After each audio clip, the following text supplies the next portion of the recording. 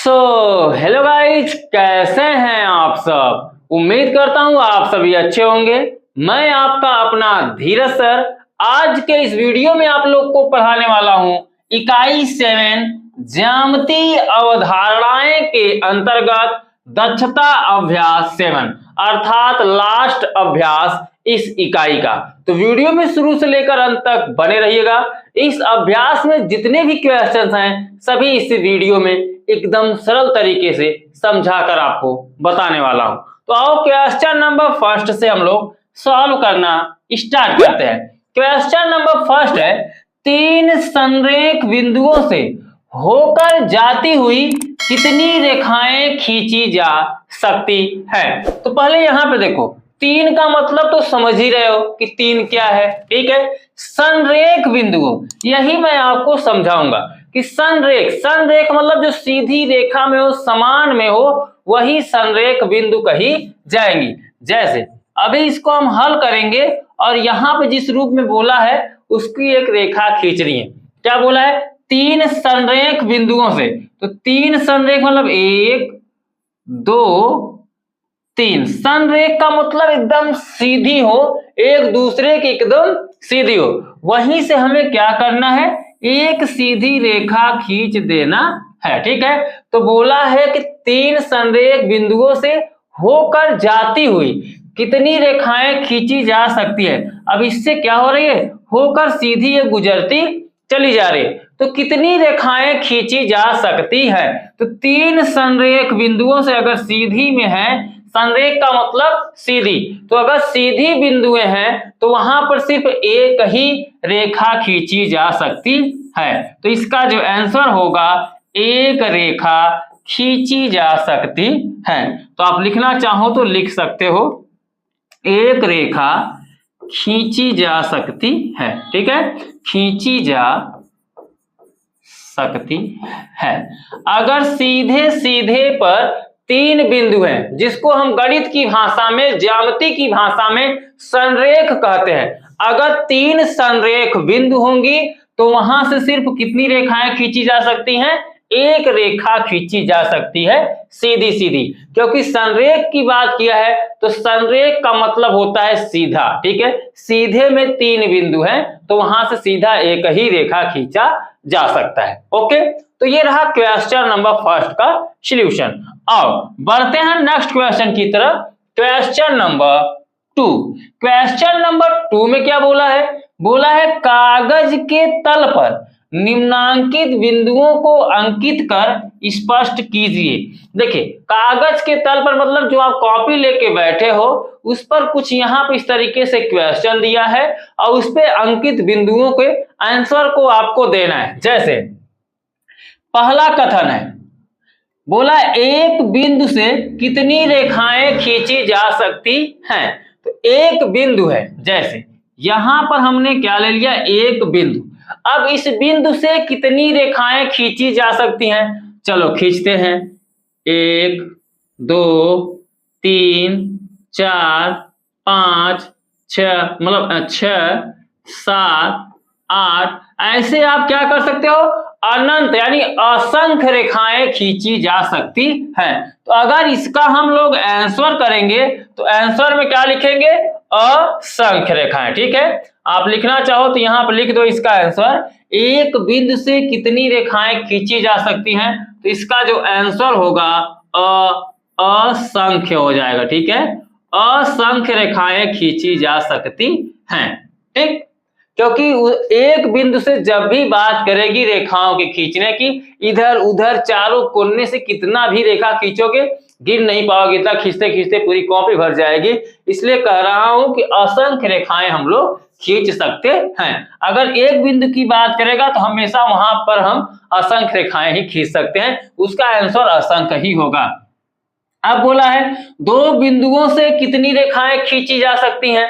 2 बिंदु, जैसे एक बिंदु यहां पर और एक बिंदु यहां पर। ठीक है, तो कितनी रेखाएं खींची जा सकती हैं, 2 बिंदु है तो सिर्फ एक ही रेखा खींची जा सकती है। तो इसका आंसर कितना हो जाएगा, 1 हो जाएगा। ठीक है, आओ नेक्स्ट देखते हैं क्वेश्चन नंबर सी, दूसरे का सी।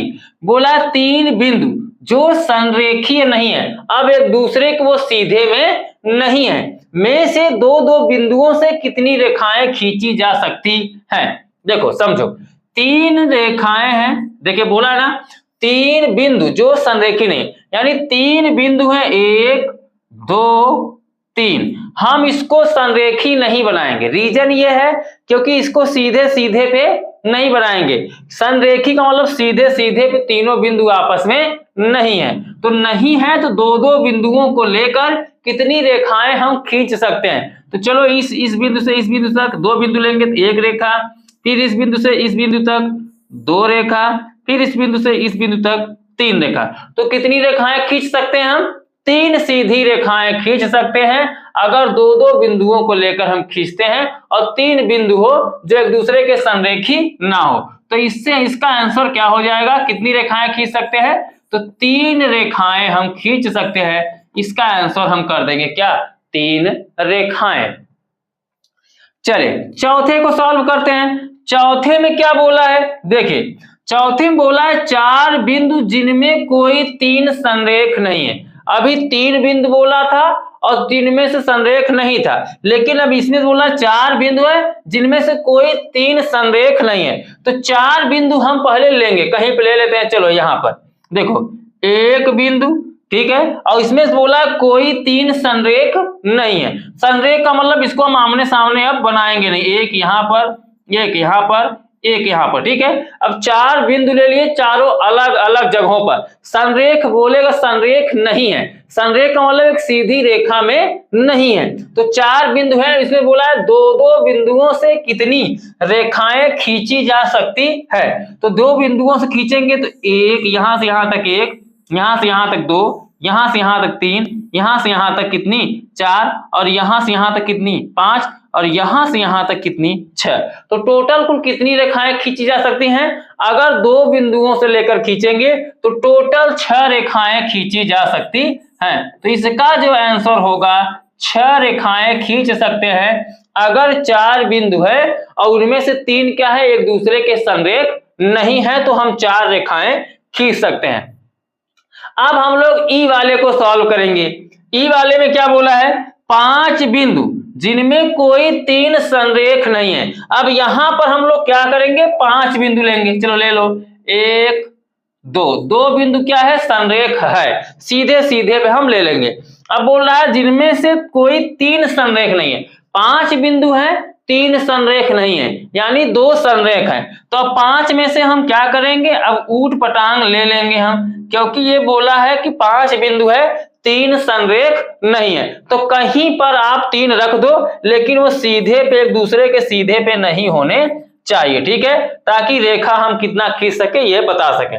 तो चलो कितनी रेखाएं खींच लोगे, यहां पे हम लोग चेक कर लेते हैं। देखो यहां से यहां खींचो कितना, 1, यहां से खींचो कितना, 2, यहां से खींचो कितना हो गया, 3, फिर 4, यहां से यहां 5, यहां से यहां 6, यहां से यहां 7, यहां से यहां 8, यहां से यहां 9, और देखो 9 हो गया।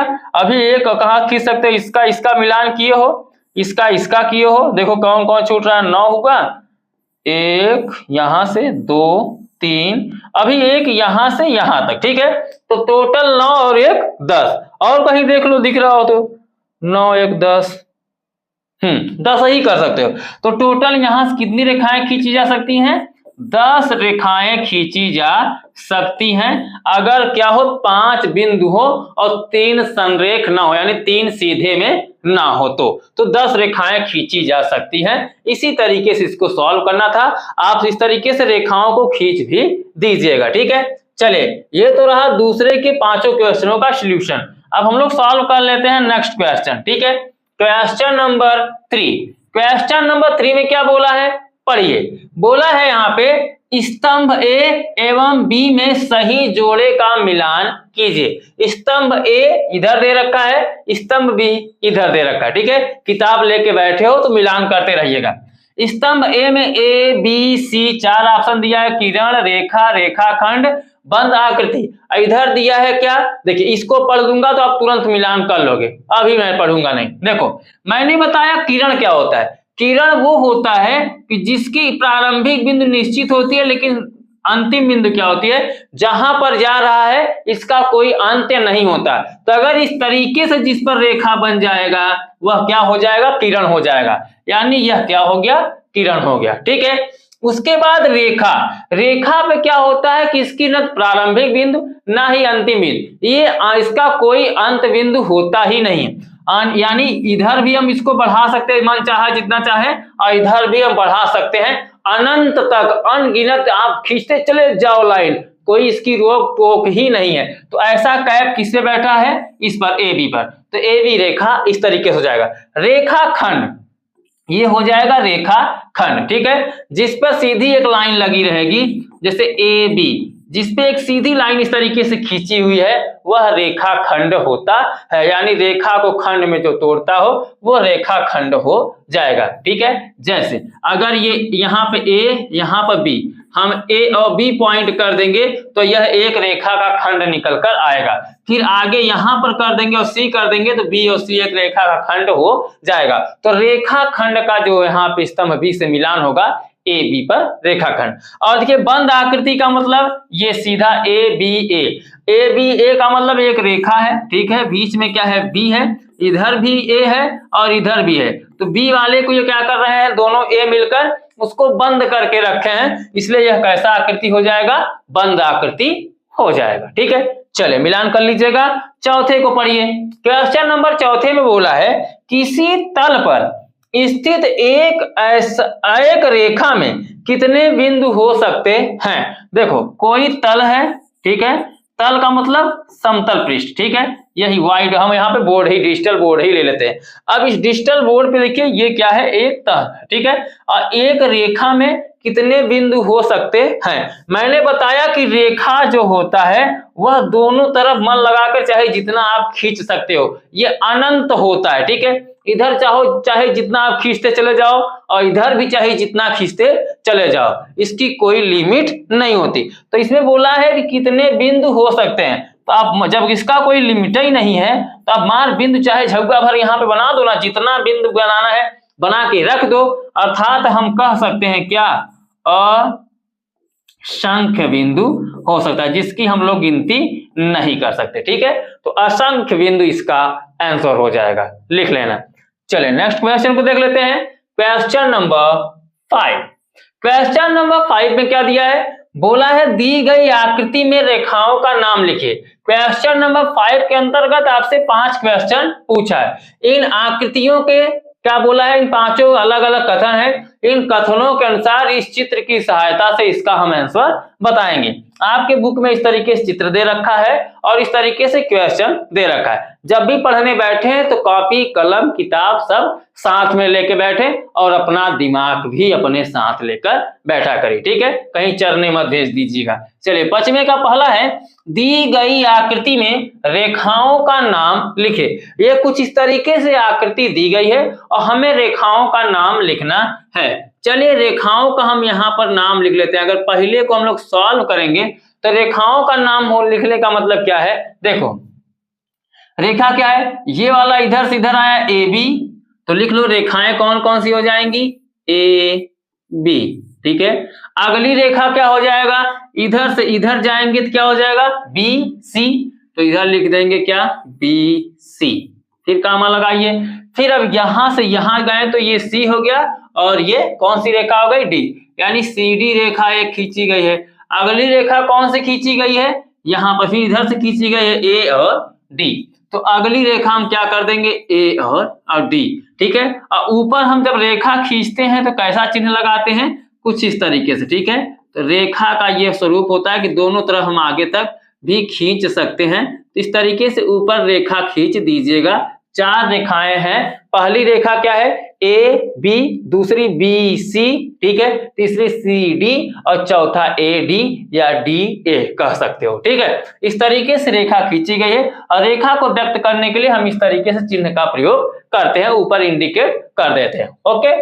चलो अब हम लोग दूसरे को देखते हैं। 5वें का दूसरा क्वेश्चन। इसमें बोला है आकृति की उन रेखाओं के नाम लिखिए जो बिंदु ए से होकर जाती है। देखिए ये बिंदु ए है। ठीक है। उन रेखाओं का नाम लिखना है जो बिंदु ए से गुजरती हैं। तो देखो वो रेखाएं क्या हो गया, पहला तो यहां से यहां तक AD हो गया और यहां से यहां तक क्या हो गया AB। तो यही दो रेखाओं का नाम लिखना है। पहला क्या हो गया AB और दूसरा क्या हो जाएगा AD। ठीक है, यही इसका आंसर हो जाएगा। पहले का आंसर मैंने आपको बता दिया ये हुआ, ठीक है, और दूसरे का आंसर AD और AB और AD हो जाएगा, क्योंकि बोला है कि बिंदु A से होकर जाती है उन रेखाओं का नाम बताना है। तो बिंदु A हो गया, A से होकर कौन जा रही है यहां से यहां तक, तो AB, और फिर क्या हो A से D, दूसरा रेखा क्या हो जाएगा AD। ठीक है, ये जो L के J ये सब बगल में है, इनको रेखा नहीं लेके चलना है, इनको बिंदु नहीं लेके चलना है, बिंदु यही है। ठीक है, यही है, इन्हीं बिंदुओं को लेकर बताना है, ABCD यही 4 बिंदु हैं। तो बोला है आकृति की उन रेखाओं के नाम लिखिए जो बिंदु A से होकर जाती हैं, तो AB और AD हो जाएगा। ओके, चलिए तीसरे को सॉल्व करते हैं। तीसरा है आकृति में बंद आकृति का नाम लिखिए। बंद आकृति कैसे पता करेंगे, आओ बताता हूं। पहले आपको देखना होगा कि आकृति क्या बोला है, आकृति में, तो ये पूरी आकृति है। बंद आकृति का मतलब इधर समझो, जैसे यहां से यहां तक ये इधर क्या है, पूरा भाग खुला है, इधर खुला है, इधर खुला है, इधर खुला है, उधर चारों तरफ भाग खुला है। तो हमें बंद आकृति पता करनी है, तो ABCD। देखो यहां से यहां तक जो आकृति आपको ऐसी दिख रही है, ये कैसी आकृति है, बंद आकृति है। तो बंद आकृति कब बन रही है, जब ABC और D होगी तब। तो यहां भी इसका जब आंसर हम करेंगे तो ABCD यही इसका आंसर हो जाएगा और यही इसकी बंद आकृति हो जाएगी। आओ सॉल्व कर लेते हैं फटाफट। पांचवें का चौथा, जब एकदम सरल है जिसमें ज्यादा कुछ समझाना है नहीं। बोला है आकृति KADJ कैसी आकृति है, खुली आकृति है या बंद आकृति है। तो आकृति की तरफ बढ़ो। बोला क्या के कहां पे है, यहां पर, ठीक है, के, फिर A यहां पर हो गया A, फिर बोला है D, फिर बोला है J। तो KADJ, KADJ। तो कैसी आकृति है ये, खुली आकृति है, क्योंकि ऊपर कुछ बंद नहीं है। अगर ऐसा होता यहाँ पे तो क्या होता, बंद आकृति हो जाता, लेकिन ऊपर क्या है, पूरा खुला हुआ है। इन बिंदुओं को लेकर हमने जब चेक किया KADJ तो कैसी आकृति निकली, खुली आकृति। बस यही बताना था। तो कैसी आकृति है, खुली आकृति है, इसलिए इसका जो आंसर हो जाएगा वह हो जाएगा खुली। ठीक है, इसका आंसर कर दीजिए खुली। चलिए पांचवें को देख लीजिए। पांचवें में बोला है आकृति KAL, के कहाँ है, यहाँ पर, A यहाँ पर है और L कहाँ पर है, यहाँ पे। तो KAL कैसा दिख रहा है, इधर खुला दिख रहा है। तो यहाँ पर इसकी भी आंसर हम क्या कर देंगे, कैसी आकृति हो जाएगी, खुली आकृति। इसमें भी यही पूछा है क्या खुली आकृति है या बंद, तो इसका आंसर हो जाएगा खुली आकृति। ठीक है, लिख लीजिएगा अपने कॉपी में। और नेक्स्ट क्वेश्चन देख लेते हैं, क्वेश्चन नंबर 6, इस अभ्यास का लास्ट क्वेश्चन। इसमें क्या है, इसमें बोला है कि निम्नांकित आकृति में, आकृति यहां पर भी दे रखा है, एक बिंदुगामी रेखाएं और उनके संगमन बिंदु लिखिए। देखिए पहला बोला है कि बिंदुगामी रेखाएं और उनके संगमन बिंदु लिखिए। चलिए हम लिख लेते हैं। पहले पास आकृति में एक बिंदुगामी रेखाएं और उनके संगमन बिंदु लिखने के लिए बोला है। आइए हम यहाँ पर लिखते हैं। ठीक है, पहले का अब हम लोग आंसर करेंगे।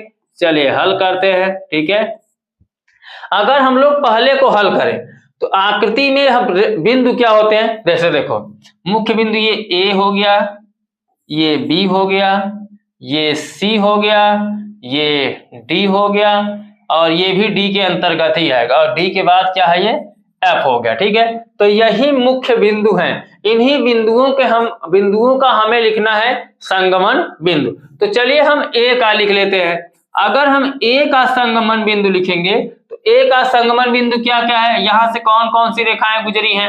तो अगर A से देखोगे तो क्या निकला है Q, A से निकला है N, A से निकला है I और A से और कोई निकला है, अगर कोई निकला हो तो लिख दो। ठीक है, और कोई नहीं दिखने को मिल रहा है तो NQI। तो यहाँ पे इसका जो संगमन बिंदु हो जाएगा वो क्या हो जाएगा NQ और I, ए का संगमन बिंदु N Q I, N Q और I। ओके, चलो अब हम लोग पता कर लेते हैं B का। तो B का संगमन बिंदु क्या होगा? B से कौन कौन सा निकला है? B से निकला है क्या, यहाँ पे देखो T, फिर यहाँ ये B से निकला है क्या P, फिर B से निकला है क्या M। ठीक है, तो लिख लो B से जो निकला है M, B से क्या निकला है M, P और T। तो लिखो B से निकला है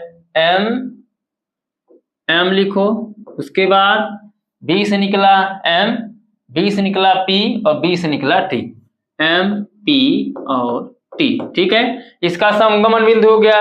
अब C का देख लो, चलो C का संगमन बिंदु निकाल लेते हैं। तो C देखो ये है, C से कौन गया है, पहले T गया है, फिर C से निकाल लो, यहाँ से N गया है, तो T और N किसका हो जाएगा संगमन बिंदु? C का, N कामा T। उसके बाद C के बाद क्या आएगा D। चलो D का संगमन बिंदु पता कर लेते हैं। तो D निकालने के लिए D ये है, D से क्या गया है M, और इस D से क्या गया है P, और इस D से क्या गया है M। ठीक है, तो यहां पर हम लिखेंगे, अगर इस D से अगर गुजरता हुआ देखेंगे तो क्या है M है, और फिर क्या है N है। ठीक है, इस D से, D डैश का तो पूछा नहीं है, जाने दो। तो M और N, M और N यहां पर D का हो जाएगा। अगर D डैश भी इसमें लोगे तो P भी आ जाएगा, अगर D डैश लोगे तो, और नहीं लोगे तो कोई बात नहीं। ठीक है, A B C D। अगला बिंदु क्या है F, तो F का M मिलेगा और I मिलेगा। तो F का निकाल लेते हैं, क्या मिलेगा M और I। ठीक है, इसका संगमन बिंदु A हो जाएगा। तो A का I मिला था, N मिला था, Q मिला था, I कुल हो गया। ठीक है, हाँ पूरे का बिंदु हमने निकाल दिया। तो इसी तरीके से आपको संगमन बिंदु खोज लेना है, जो जो वहां से कनखा फूटा हुआ है, ठीक है, वही उसका संगमन बिंदु हो जाएगा। इसी तरीके से आपको संगमन बिंदु खोज लेना है। ठीक, चलो आओ यहां पर सॉल्व कर लेते हैं छठवें का दूसरा। छठवें के दूसरे में बोला है पार्श्व चित्र में AFB में खुली आकृति है या बंद। तो AFB देखो यहां पर क्या है A, और कहां पे है यहाँ पे F, और कहां पे है यहाँ पे B। तो AFB यही ना, तो AFB कैसा बन रहा है, एक बंद आकृति बन रहा है। तो खुली है या बंद, तो यह हो जाएगा इसका आंसर बंद आकृति। कैसी आकृति बन रहा है, बंद आकृति, यही इसका आंसर हो जाएगा। तीसरे का देख लेते हैं। तीसरे में बोला है FD P। F कहाँ है, यहाँ पर, D यहाँ पर, D डैश यहाँ पर, और P। तो FD P कैसी आकृति यहाँ पर बन रही है, तो इधर खुली आकृति बन रही है। तो इसका जो आंसर होगा खुली आकृति बनेगा या बंद, तो इसकी जो होगी आंसर खुली आकृति। इसका आंसर क्या कर देना है, खुली आकृति, क्योंकि जो आंसर है बोला कैसा क्षेत्र है और खुली आकृति है या बंद, तो यह खुली आकृति हो जाएगा। ठीक है, तो इसी तरीके से चित्रों को देखकर इसका आंसर बताना था। उम्मीद करता हूं अगर ऐसे क्वेश्चन आपके सामने आएंगे और ऐसा क्वेश्चन आपके सामने पूछा रहेगा तो सरलता से आप जवाब दे लेंगे। तो इस वीडियो में बस इतना ही। वीडियो पसंद आया हो तो वीडियो को लाइक कर दीजिएगा। मेरे समझाने का तरीका आपको पसंद आया हो तो वीडियो को शेयर भी कर दिया करें अपने दोस्तों के साथ, जिससे वो भी आसानी से पढ़ सकें। तो चलिए मैं आपसे मिलता हूं अब अगले वीडियो में एक नए इकाई, एक नए अध्याय के साथ। तब तक के लिए बाय बाय, जय हिंद, जय भारत।